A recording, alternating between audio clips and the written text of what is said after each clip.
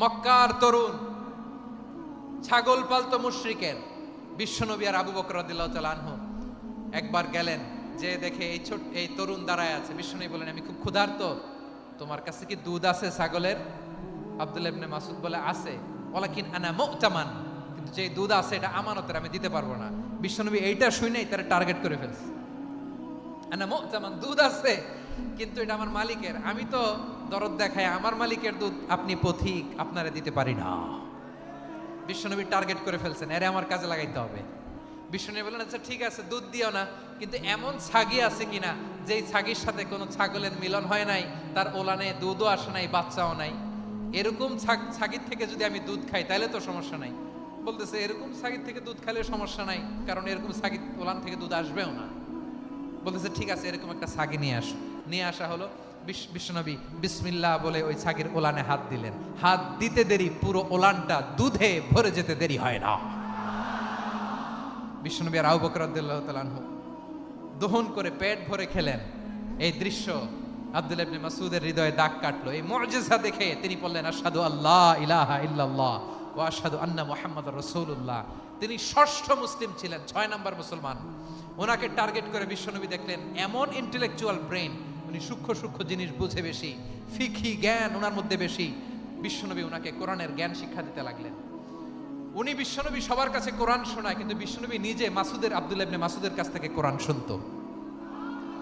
বিশ্বনবী একবার বললেন, ইকরা আলাইয়া ইয়া মাসউদ। ইবনে মাসউদ, একবার শোনাও তো কোরআন দেখি। আব্দুল্লাহ ইবনে মাসউদ বলে, আকরাউ আলাইকা ওয়া আলাইকা উনজিল। নবী, আপনার উপর কোরআন নাজিল হয় আর আমি আপনার সামনে কোরআন পড়ব। বিশ্বনবী বললেন, ইন্নী উহিব্বু আন আসমাআহু মিন গায়রি। আমি নিজে পড়তে যেমনি ভালোবাসি, অন্যে পড়ুক আমি শুনবো, এটাও আমি ভালোবাসি। সূরা নিসা তিনি তেলাওয়াত করে শুনিয়েছেন। এমন সূক্ষ্ম সূক্ষ্ম বিষয় বিশ্বনবী ওনাকে ধরিয়ে দিয়েছেন। উনি হয়ে গিয়েছেন, আব্দুল্লাহ ইবনে আব্বাস হয়েছেন রাইসুল মুফাসসিরিন, উই হয়ে গিয়েছেন ফাকিহুল উম্মাহ। ওনার চাইতে বড় ফকি এই পৃথিবী আর দেখবে না। চিল্লায় বলেন সুবহানাল্লাহ। উনি বলতেন, ওয়াল্লাহি ওয়াল্লাহি ইল্লাযী লা ইলাহা গায়রু মা উনজিলাত সূরাতুন ইল্লা ওয়া আনা আ'লামু আইনা উনজিলাত ওয়া ফিমা উনজিলাত।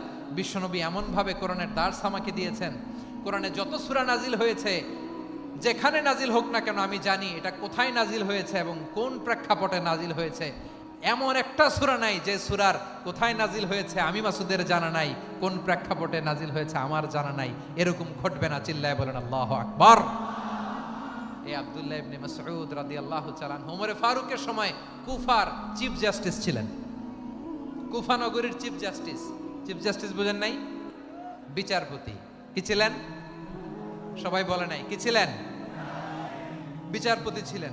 এবং ওনার যে ফিকহি জ্ঞানের ধারা, এটাই আলকামা, ইব্রাহিম আন-নাখাই, হাম্মাদ ইবনে সুলাইমান হয়ে ইমাম আবু হানিফা পর্যন্ত পৌঁছেছে।